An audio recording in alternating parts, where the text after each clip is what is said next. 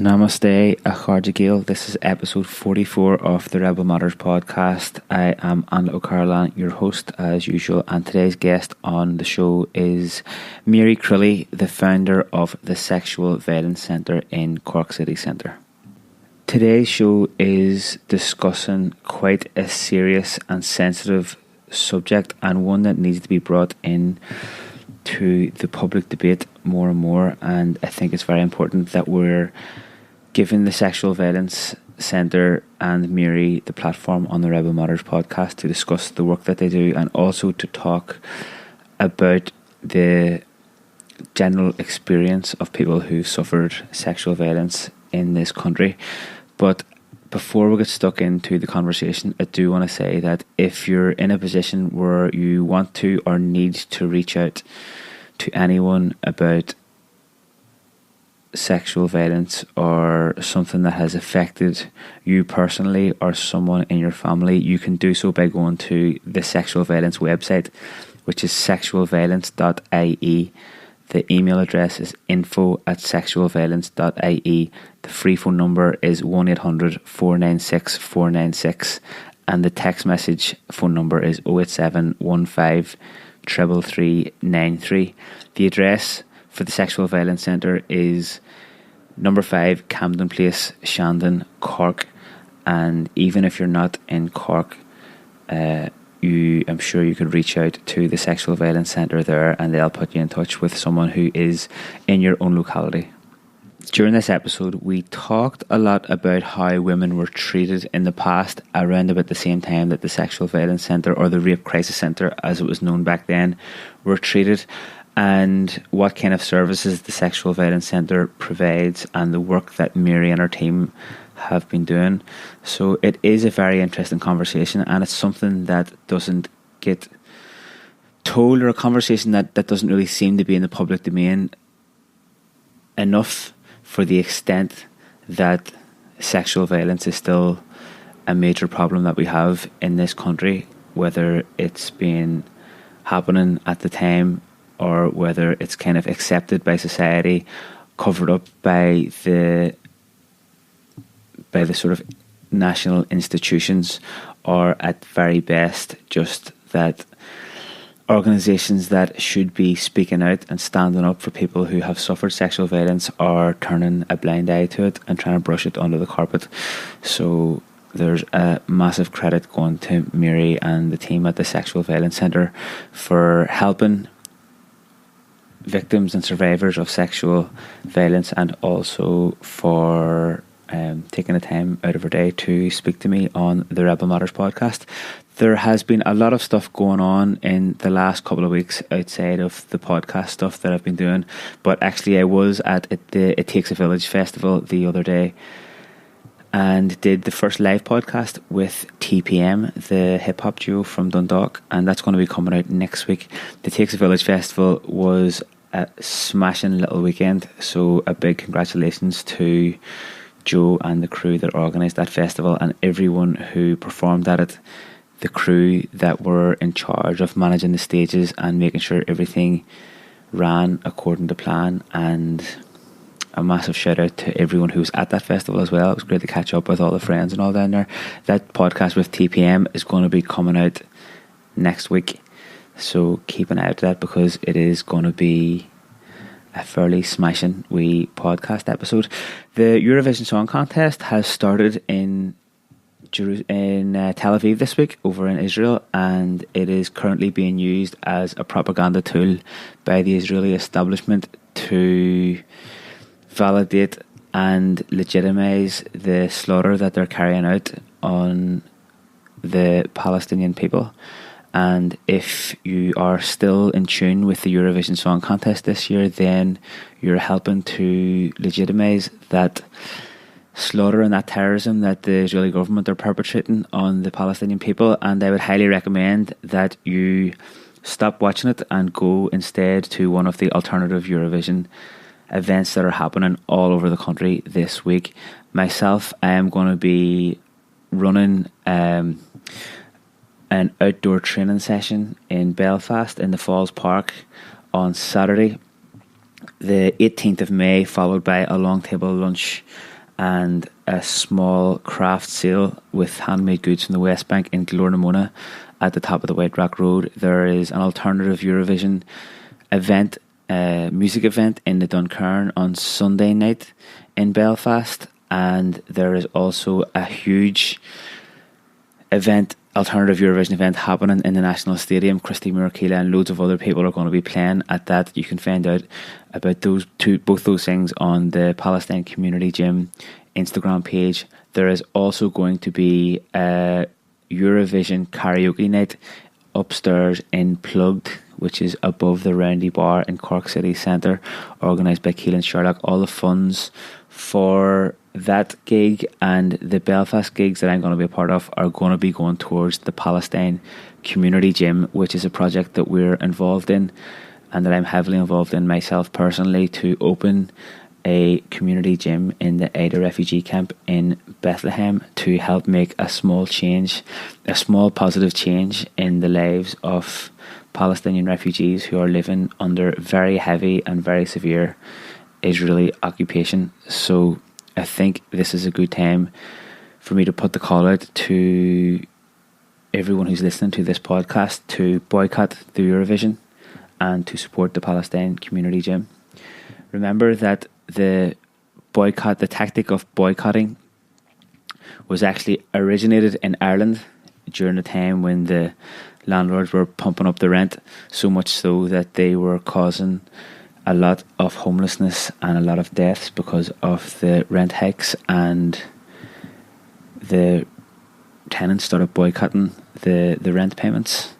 And also the boycott was one of the main tools that brought down South African apartheid, and we have a very strong connection with that when Mary Manning of Dunnes Stores wouldn't handle South African goods, and the Dunnes Stores workers went out on strike and boycotted all South African products.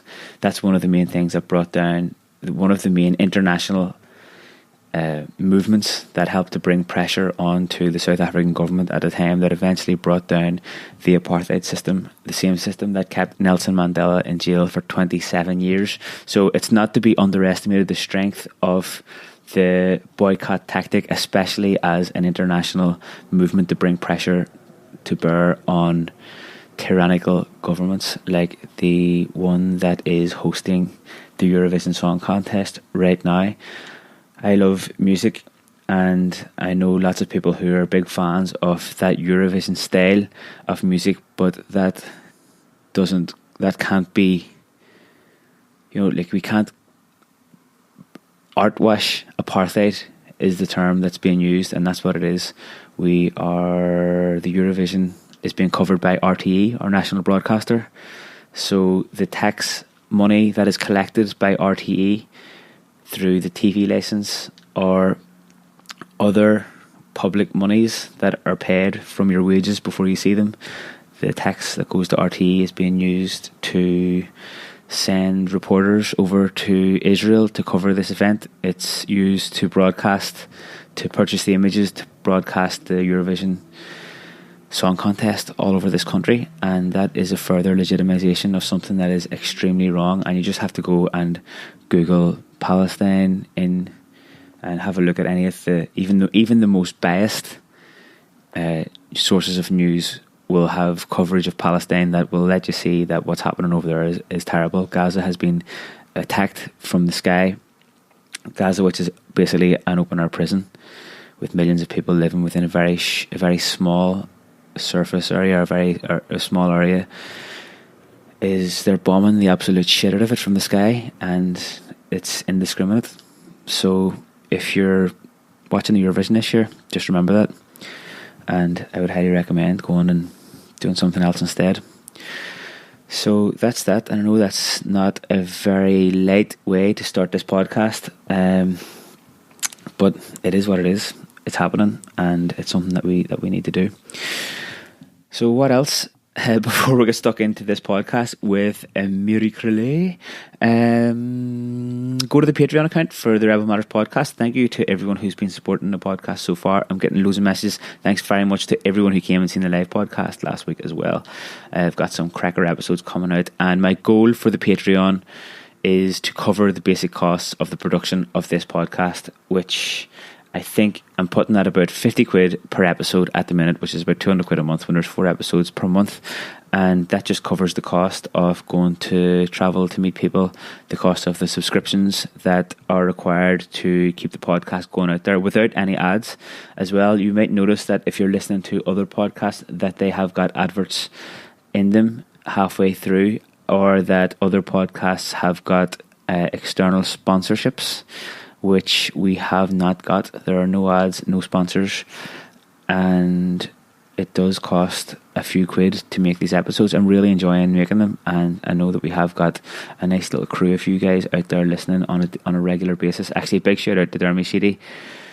Dermy from Hermitage Green, who was listening to the episode with Lisa O'Flynn on festivals, and Dermy did bring something up about that episode that I completely forgot about, but last week's episode was about festivals, festival do's, don'ts and advice and general banter with Lisa O'Flynn, and Derm did send me a message to remind me that at the beginning of Electric Picnic last year I did not have my phone because I forgot it and was running around the outskirts of the Electric Picnic Festival in the soaring heat with all the phone numbers of my friends written on my arm, and then I had to go up to someone, meet them, and then ask somebody else for a lend of their phone, ring my next friend, go and meet them, and it was just like lily pad hopping from friend to friend and borrowing people's phones and stuff like that there.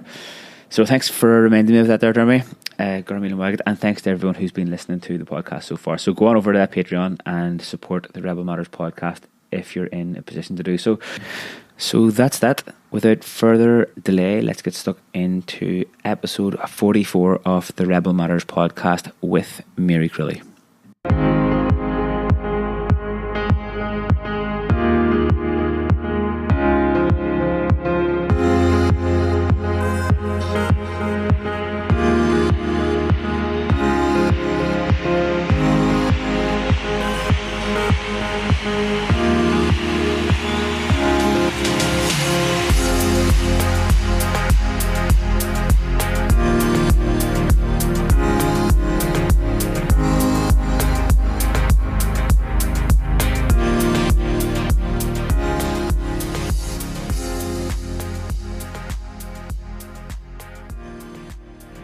I'm interested to find out a little bit more about the centre and where it started and what kind of work you do.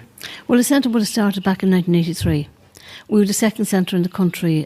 We started as a Rape Crises Centre. I think thinking back, the only awareness we had then was maybe supporting women who were going to court. Because back then there was something like 35 reports of rape and sexual violence in Cork City and County. There's about 300 in the whole country. So it was seen as not an issue, not a problem, as kind of hidden, as kind of, if girls got raped, it was their own fault, which unfortunately is still a belief, in a lot of kind of parts of society. But that was it back then. It was very hidden. So we just saw ourselves starting up, seeing people who maybe needed to go to court or needed support. The whole extent of child sexual abuse hadn't opened up. The institutional abuse hadn't opened up. I think people were always aware of the abuse that went on, but it was all silent back then. So it was a very difficult time starting. It was very lonely, very isolating, very unsure of your ground. If you think even now, say, if somebody said they wanted to become a therapist or a counsellor, they've any number of places to train in, any number of ways to do it. Back then there was nothing. Like if a young boy, say, had been abused as a child and maybe he was having a difficult time, he'd probably end up in an institution, and I don't mean in psychiatric care where they have a health plan for you. I mean in an institution where you'd be there for years, and being treated for things that were nothing to do with what really happened to you. Or if a girl got raped, if she had trauma after it, she'd often end up in hospital and might be there for months. So there's really no support, because in my experience, if somebody's been abused, they don't need psychiatric care, they need other kind of support. But that was what it was like back then, so it was quite difficult. Was there a small group of you that decided to It's start just a the small centre? group of women, yeah. So we were seeing for quite a long time, it's just a small group of women helping out, even though I know at that stage a lot of the people in authority, like the guards and clergy, didn't want us around. They felt we were kind of disrupting the family unit or creating something that wasn't there. And do you think that there was a resistance to the centre or the work that you were doing back then because of the There fact was that... a resistance. Like, yeah. I mean, I don't even think about it. I know it. I mean, it was visible. And there was no funding back then. We were kind of renting a room. We started a helpline in 1983. I think in 1984, the first person came in and said she'd been abused as a child. And that really made us look at ourselves in a different kind of way and see what can we do here to make sure we did no harm. What kind of training can we get? What can we do? It really was different. It wasn't what we expected, but that's what happened. So between then and now, there's been always like 40, 60 or 50% of clients who are survivors of child abuse or those who have been raped as adults. And looking back now, do you think that the resistance came from, like, why do you think that resistance was there in the first place? Well, I think the whole area of child sexual abuse was hidden. I mean, especially they say in Ireland to do with young boys, most of them were abused in institutions and it was happening wholesale. And we think about who had the power back then. The guards had the power and the church had the power. And you wouldn't...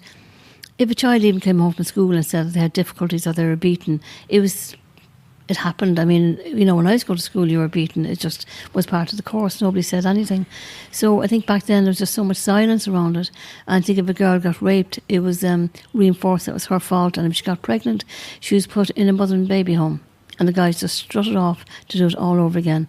Like the majority of guys, I'd like to say this at this stage, do not rape. But the ones that do it are consistently doing it and they'll keep repeating it. So over the years, even I would have been up in one of the mother and child homes speaking to the girls because the person running it knew some of them had been raped and just wanted them to know it wasn't their fault. But that's where they were put. That's what Ireland like around girls and around women. They were silenced and they were abused and they were raped and nobody spoke about it. I mean, it was quite hard to kind of start speaking about it. People... I think within their own families might have talked about it. You might have heard about a young boy and something happened when he was small and he was never the same again, or a girl who was raped, but look, the state where she put herself in the position of it. You're talking about a situation where, you know, back then you'd never see a guy pushing a buggy, for example. It wasn't a done thing. It was kind of woman stuff. Or if a woman did have a child and she wasn't married, she couldn't present that child out in the open. She was deemed to be unclean. She was deemed to be a whore, basically. Whereas that didn't, where the guys were just guys, they were just doing what guys do.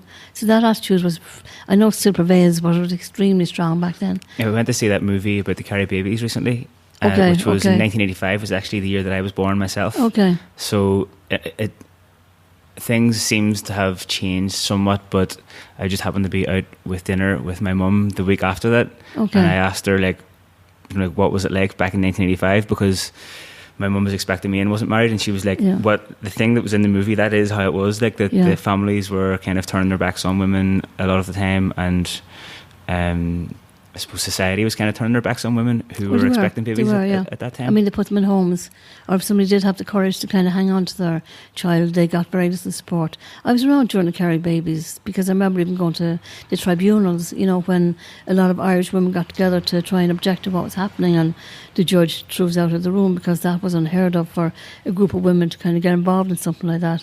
And Nell McCaffrey was very involved in it at that stage. I remember getting everybody to send up a single yellow rose just to kind of highlight that the women of Ireland are here and thinking about you. It was appalling the way that happened. It was appalling, but very accepted, because it was seen as kind of, she already had one baby, she was going to have another one, she murdered one, like without even any evidence or stuff. That's just the way women were treated. It was appalling. And we think it's only now that she's thinking about going for compensation. Do you know what I mean?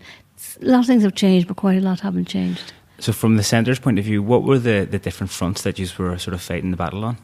We kind of felt that awareness raising was hugely important, that we were a Rape Crises Centre back then. We changed the name when we were 21 to Sexual Violence Centre. And the reason why we did that, even though I kind of felt I was betraying kind of the roots of the centre, because I think back then we had to kind of say, we are a rape crisis because it's happening.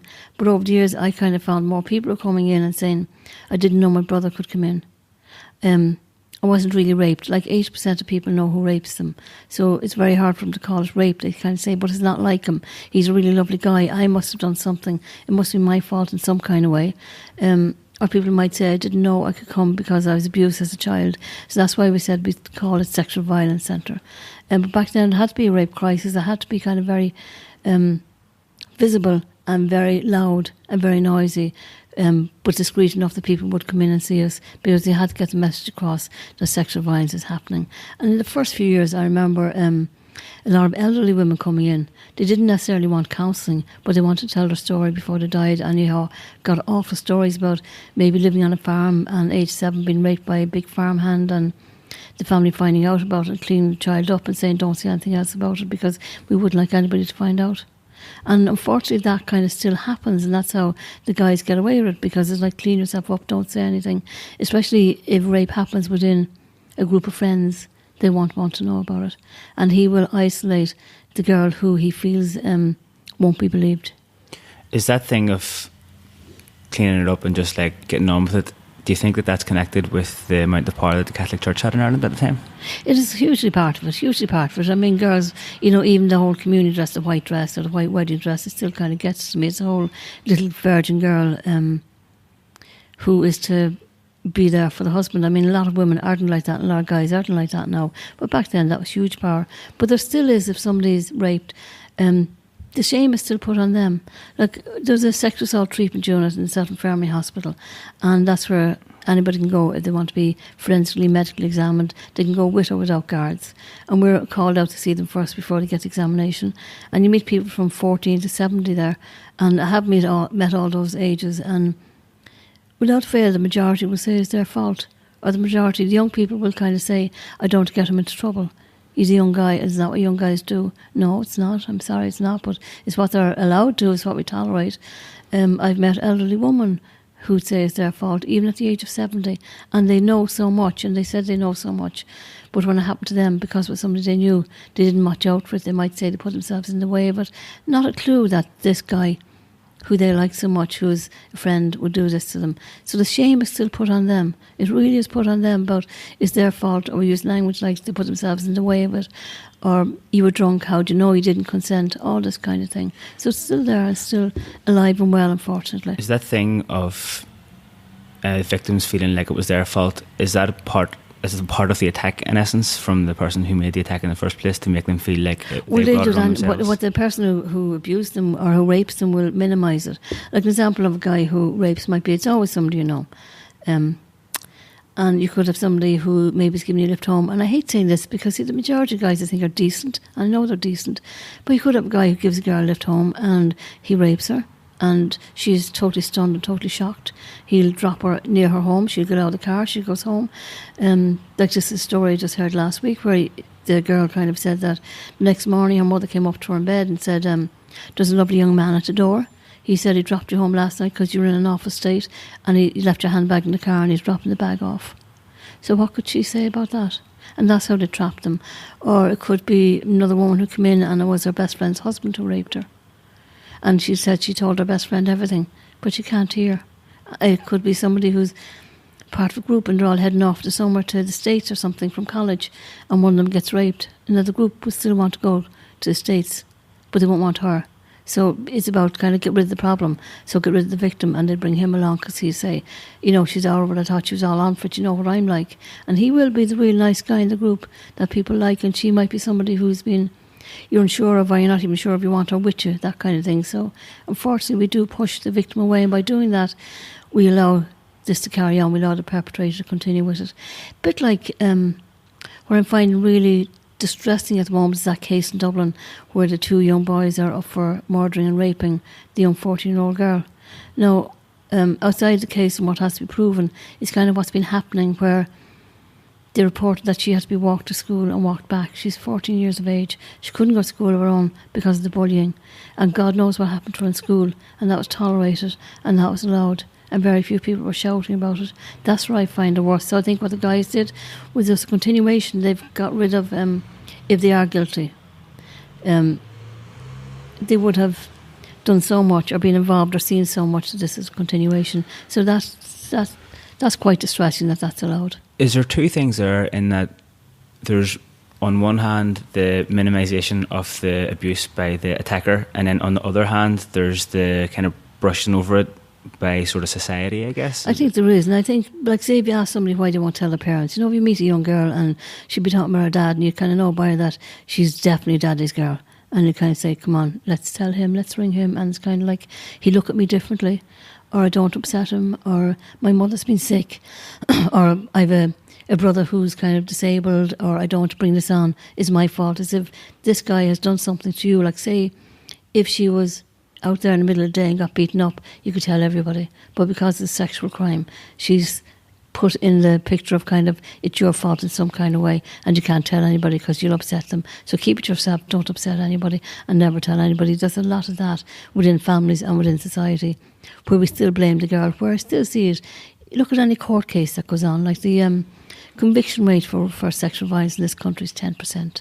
It's very low. And it's all about the issue of consent keeps coming up.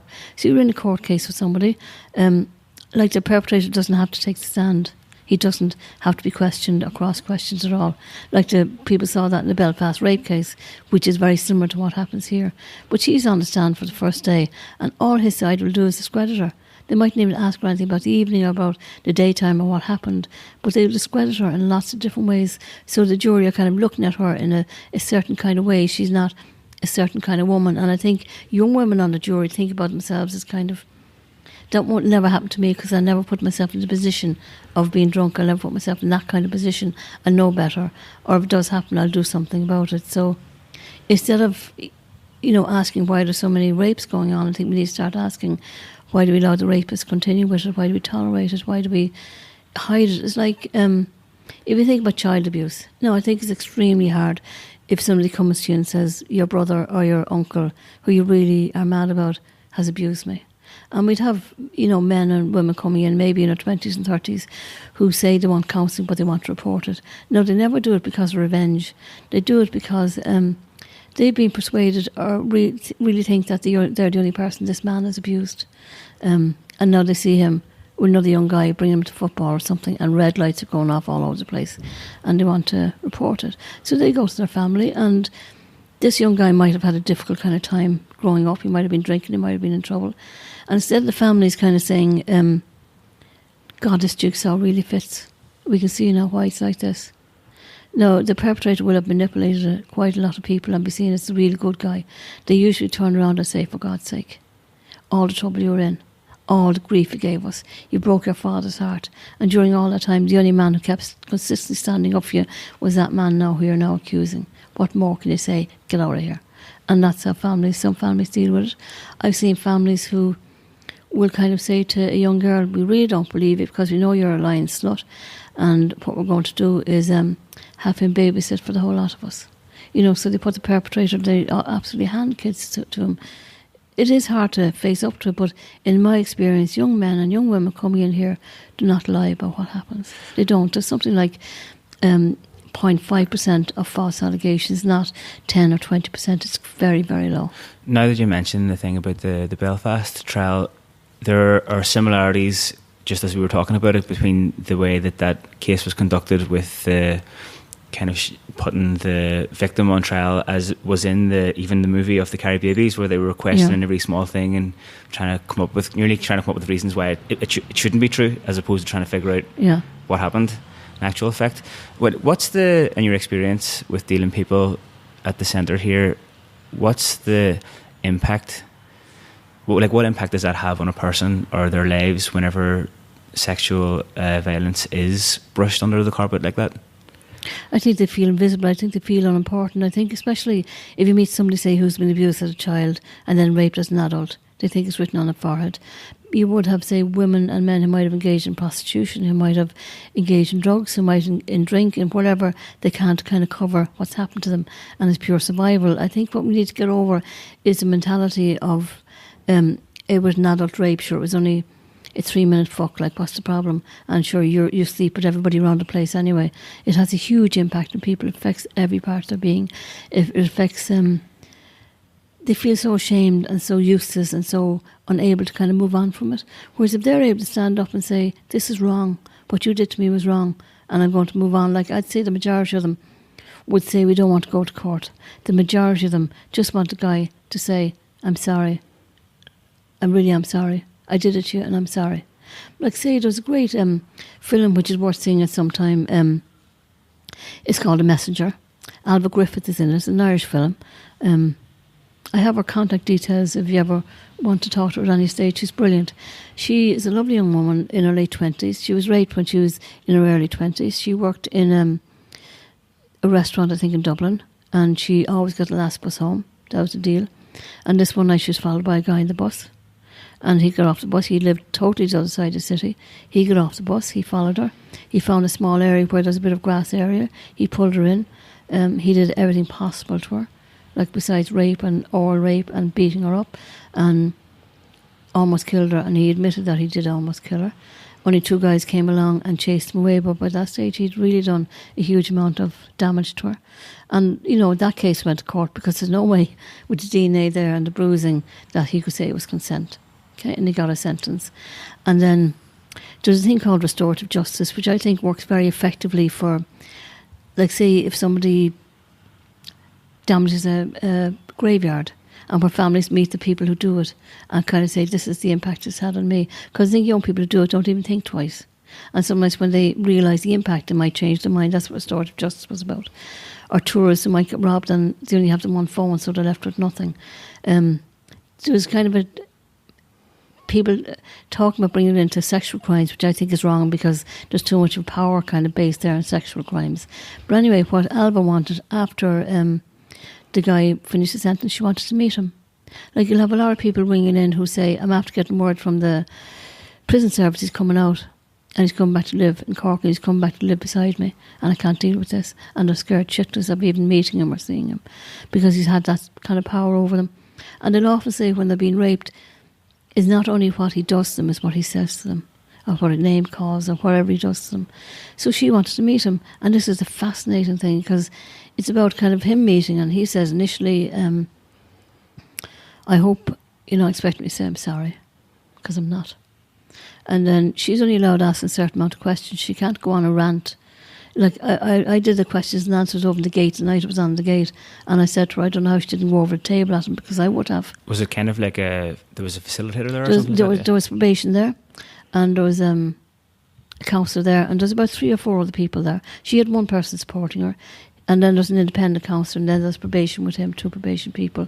But he was getting great attention, like, you know, being touched on the shoulder, saying, you're very good to do this, and thank you, and we know this is very difficult for you. And I was thinking, very difficult for you? I don't know how she did it, but she wanted to know. So he was kind of saying, do you know, I got hurt too when the guys pulled me off you, they broke my collarbone. Now, she had been hospitalised. She had to leave that area because it was really hard to go back to the bus stop where she was all the time. And that was his kind of concern, that poor him. And he had a difficult childhood. He had no more difficult than anybody else from what the research was showing, but that was his mentality. You know, but she really tried to get the nitty-gritty of, why did you do it to me? I don't know you. I hadn't served you that night. I had nothing to do with you. I had nothing to do with you. And she hadn't nothing to do with him. And eventually he kind of said, I saw you in your fucking high heels, and I thought, you fucking have it coming. And that's what rape is, you see. It is about violence, it is about control. And it's very premeditated. Like, nobody could say that he lost for a minute, because he got on that bus and he waited 20 minutes till her stop came and then got off the bus and followed her. But the whole interaction there was fascinating. And one part that I found really difficult to deal with, and you know, it's one part I said but that really kind of got me in the stomach when I was looking at it. He was kind of saying that now he's probation have got him somewhere to live, and he's involved in a group of male and female friends, and you know, he's happy out with them and this kind of stuff. Now, if you think about all this is set up for him, which is great, but she has to find her own counselling if she wants it. And that there was a girl in the group who he kind of liked, and she said to him one night, as he was looking straight at your one, but he was totally disconnected, she said, will you bring me home? And he said, Jesus Christ, of course I will. Everybody deserves to get home safe. But he lit up, like charmed with himself. And I'm thinking, a few years previously, you had taken that girl and nearly murdered her. But now you're the good boy. And that's the mentality you have to deal with. And that's what the people we come across who rape do. They do it for power, they do it for control. Like, if you talk about all the stuff that's going around colleges about consent classes, my only concern about them is that miscommunication will be seen as a a reason for rape, that if you only communicated better, you wouldn't have raped you. Like, you know yourself, as guys, try it on, and girls, try it on, and if the person they're with doesn't want to have sex, they might get crude with them or call them a tease, or I'm sure there's more crude language than that, and then leave her at that. Or might say F you and walk away, that kind of thing, because they've really wanted to get off with someone that night, but they won't force themselves on them. The guys who rape don't want consent. You could send them to 20 consent classes. They'd be top of the class. They don't want consent. They want power and they want control. And if you look at them, even the 70-year-old we met who've been raped, or the men in the 50s who've been raped, and people see that very clearly as appalling and as really, that really shouldn't happen. But we can see it so clearly as a crime, and we're appalled by it. But if a young girl or a young guy gets raped, all of a sudden it's grey area. It's no more grey than it is with those two, but we make it grey.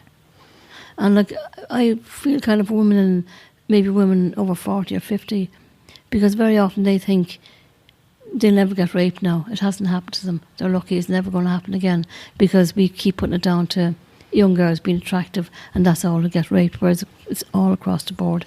And it's Muslim women who are dressed from head to toe get raped. It's everybody. You know, nobody kind of is can escape from it. And 1 in 5 girls in this country will be raped. As children, 1 in 5 girls and 1 in 7 boys are abused in this country. As adults, 1 in maybe 25, 27 boys will be raped. The others will be beaten up. And I'm not saying it doesn't happen to men, but the research is showing that men are more likely to get their head kicked in, but they're also getting sexually assaulted. And what happens to them as men, unfortunately, girls are told from a very early age, this might happen, watch what you do. In other words, it's your fault if it does, even though families don't mean to put that message across. That's what they're saying. Guys are told to be careful and fight back or run or this kind of stuff. So when somebody turns around and rapes them, as human beings, as men, they don't know who they are anymore. Their ego is gone. I don't mean how arrogant they are, but as people, they don't know who they are anymore. You mentioned a figure there earlier on that only 10% of... It was a figure about how many cases actually go to court? And end up in conviction as well. It's very low. So that means that there's a very high percentage of people who have raped that are still in the community. All they have to do is say no. All they have to do is say, I didn't do it, or she consented.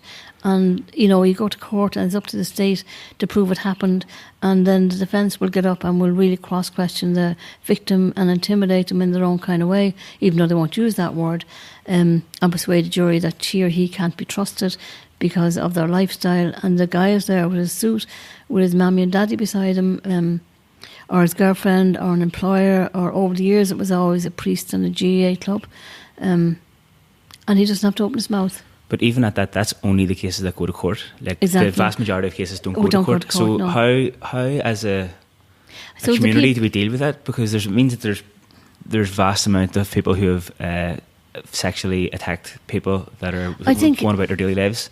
Okay, I think there's ways of stopping people. I think there's ways of us knowing what goes on. I think there's ways of everybody standing up and saying, okay, this isn't appropriate. I think there's ways of, you know, even we start with the stuff that goes on in pubs, the comments and this kind of stuff, and the behaviour that's allowed, or the girls getting groped and washed in the street on a Thursday, Friday, Saturday night, and people think it's a great laugh.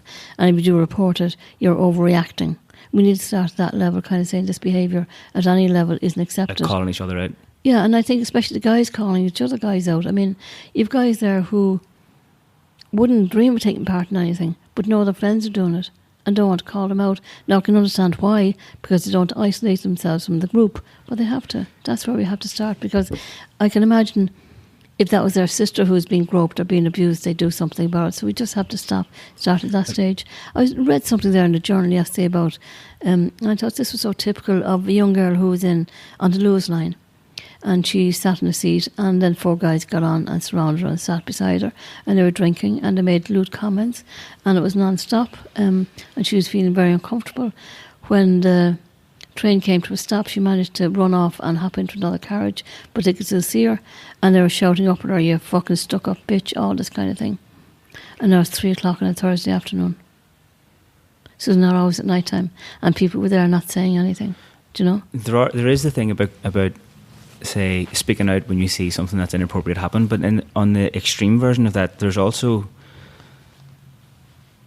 like, there are people out there who know other people who have raped women. Absolutely. And that's a challenging thing in itself, because it's not the case that it's not, you know, if I know of someone who's out there who through one way or another have learned that they have sexually attacked somebody, it's not my position to go and tell the police, because the victim is the person yeah, who... true, and the victim has to report it, or else the police can't do anything.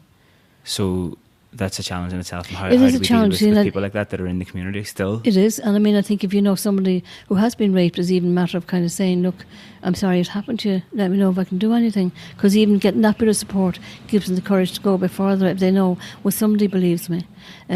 And we need to look at rape as what it is, not a sexual crime.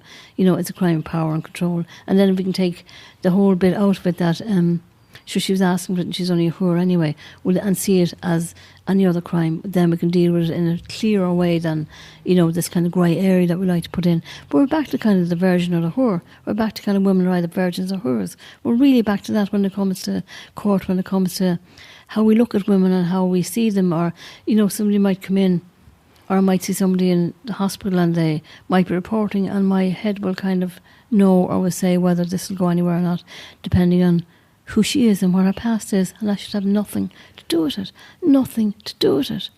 But I know if that person's had a difficult life and they can understand, she'll be pulled apart.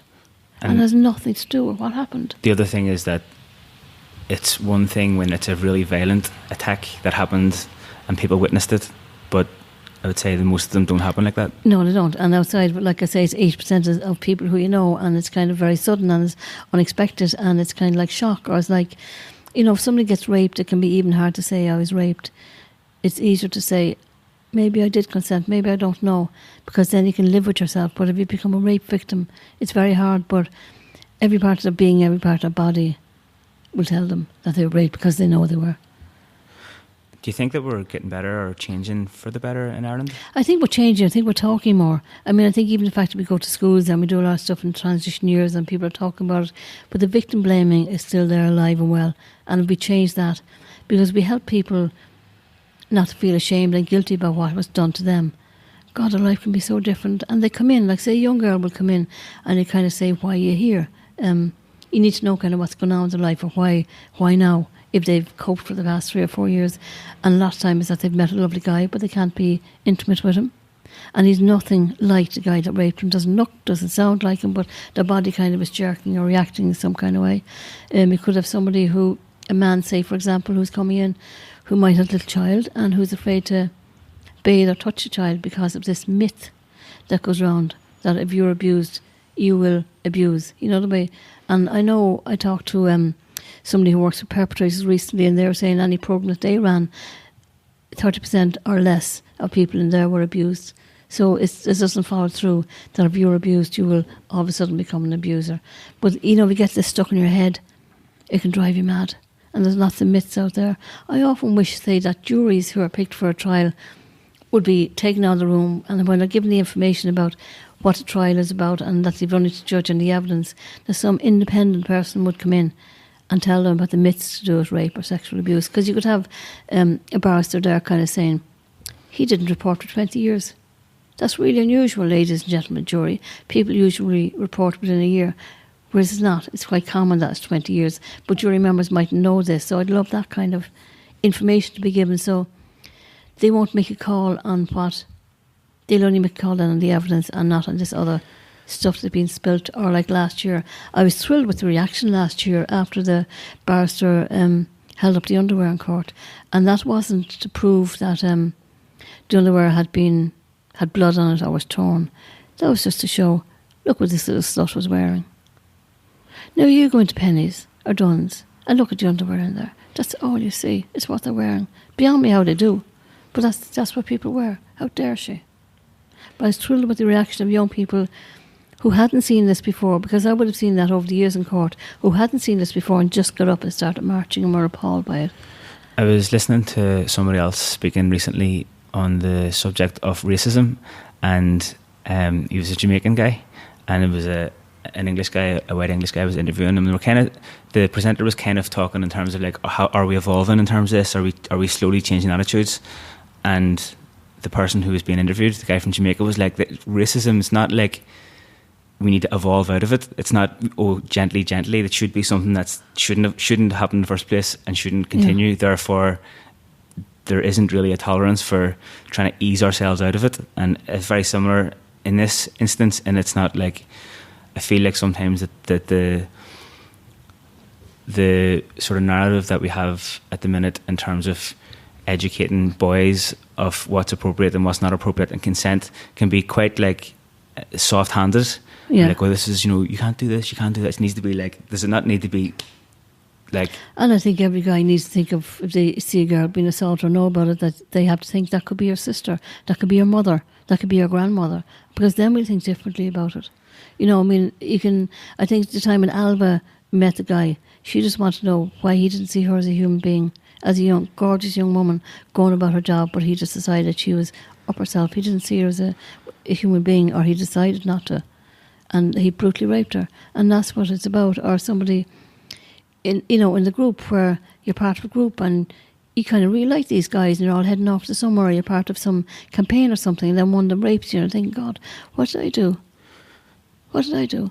Why me? That's always the question they ask, why me? I was out on a Sunday night in Cork City and happened to end up with a few people, some of them that I knew and some of them that I didn't know before, but we were all kind of hanging out together. And there was quite an interesting exchange, because one person in the group, a woman, was saying that someone had grabbed her ass at one stage while she was on stage performing with a band. And we were saying, like, how can that still be? Like, who did that, and who are the friends of the person who did that as well that let him do it? But then another person in the group, another woman, sort of recalled a situation where someone had done something very similar to her, but she was kind of laughing about it, and she was from a different from a different group of friends as such. And it just seems interesting how in some circles it's become completely unacceptable, and some other circles it's still something you can just laugh it off. And I don't know if they even laugh it off, but I think they minimise it. I think that's the way people get through it, because it happens so often. I'd say if you went out in the street and did a survey of kind of a lot of the young women on a Saturday night or other night, I'd say the majority of them will have been either groped or assaulted in some kind of way. It's what they live with, it's what they do, which is awful. So it needs to be made unacceptable. So how do we go about changing the attitudes then? Well, I think young people are the answer. I mean, if you look at the last two campaigns, the last two referendums, I mean, they gave me such life, such kind of, come on.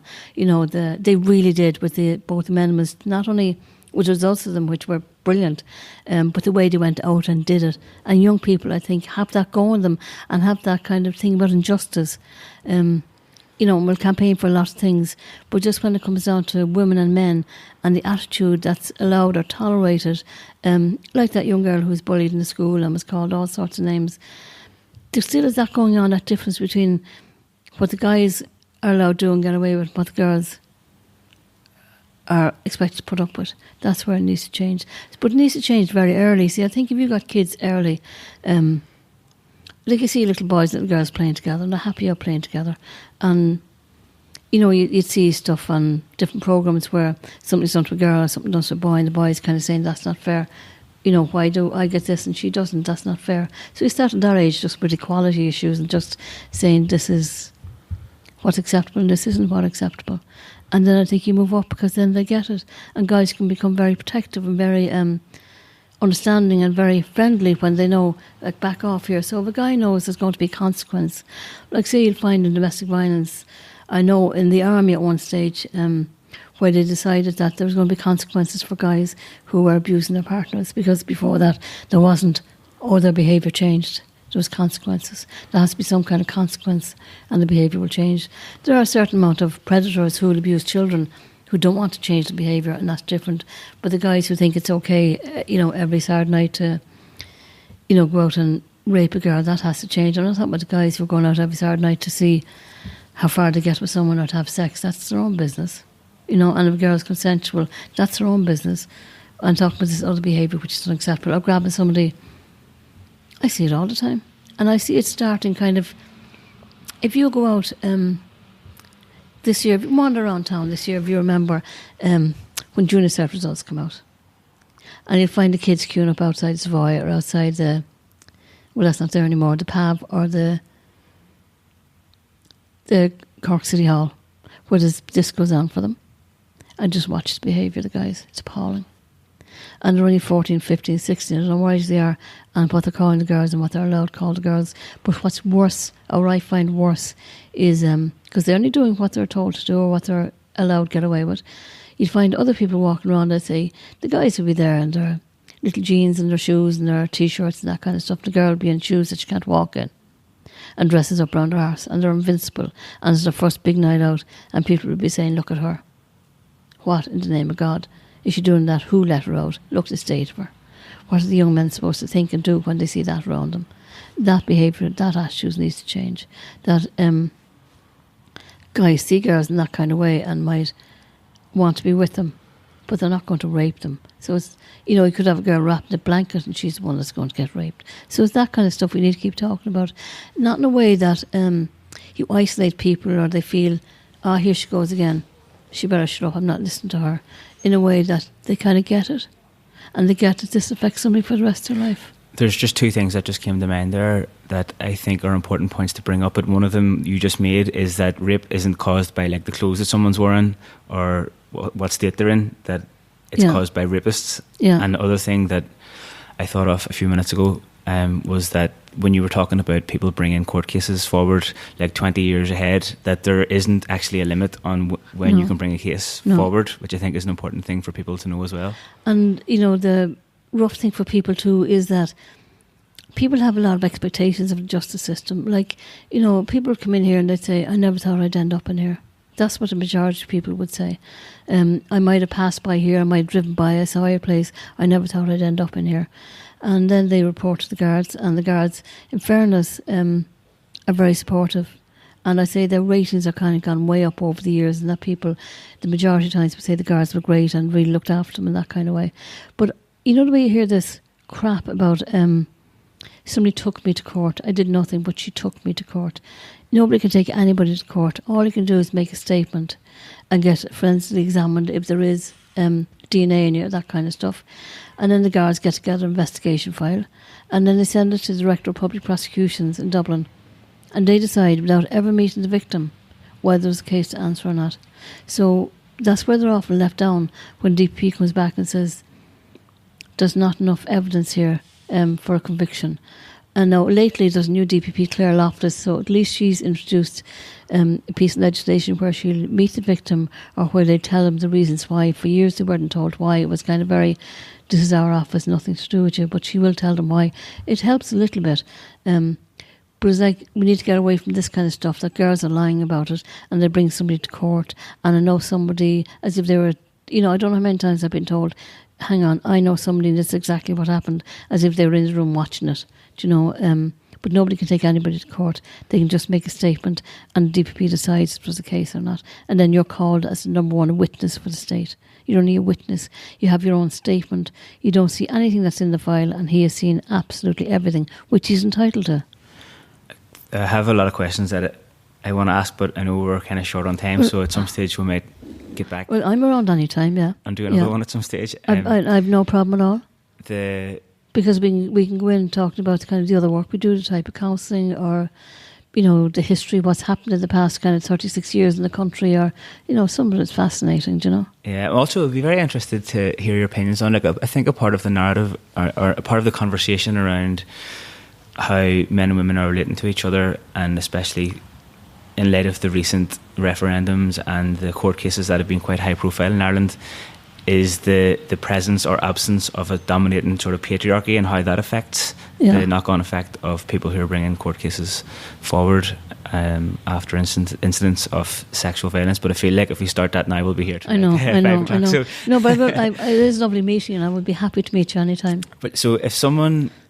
we've covered a lot of ground there, and I think that people who are listening to this, there's a high possibility that it's a very personal conversation that we've had, that people can relate to it on a very personal level. If somebody did want to find out a little bit more about what you're doing here, or want to get in touch somehow, they can email us on info@sexualviolence.ie. They can text, or they can phone 1-800 496 496. What I would like to say is, only about 10 or 15% of people will come in for counselling. I think especially Irish people, I think we're more private about stuff like this. And for me, I really appreciate you coming over, because for me, it really matters that people out there have an awareness about sexual violence and the impact it has on people, and that the majority of those coming in here who say they want to tell their family, they want to tell their sons, they want to tell their brothers, they want to tell their uncles, they want to tell their aunts, they want to tell their mothers, they want to tell their families, like, you're the people who matter. We're the people who kind of hopefully help them when they're in a stage of life where they just are dealing with things in the way they want to deal with, and we try and help them cope with it better and kind of help them work through what has happened. But it's always the families that matter. So we need to kind of start talking about kind of not just saying to people, if it does happen to you, please tell me. But look, no matter what I'm going through, if your mother is ill, our father's kind of saying, you are my baby, you are my daughter. I would be hurt if something happened, but I'd be more hurt if you didn't tell me. To take the responsibility back from the victims to say, I can't tell because I really love my family and I can't tell them. And then the other side is you have other families or other people who say, I can't tell them because they wouldn't understand or they wouldn't care, and that's reality for some people as well.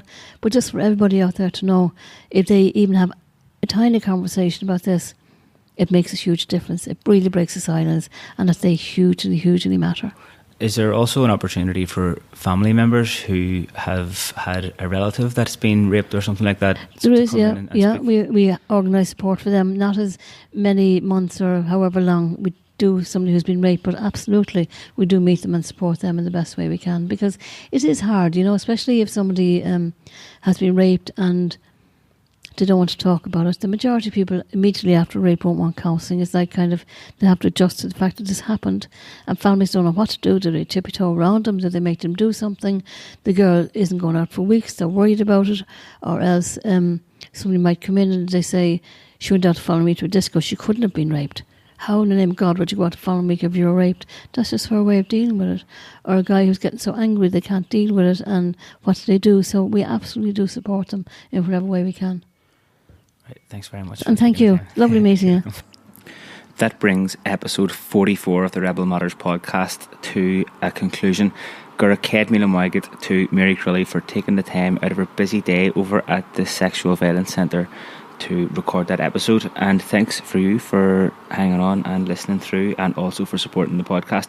If you want to support the podcast a little bit more, then leave a rating and review wherever you're listening to it, share it on your social media, and if you want to be super sound, go on over to the Patreon account for the Rebel Matters podcast and become a patron of the podcast to help cover the costs of recording the episodes. We've got TPM coming up next week, and then we'll see where we're going to go from there. So until then, can you give Fury August a slang ball?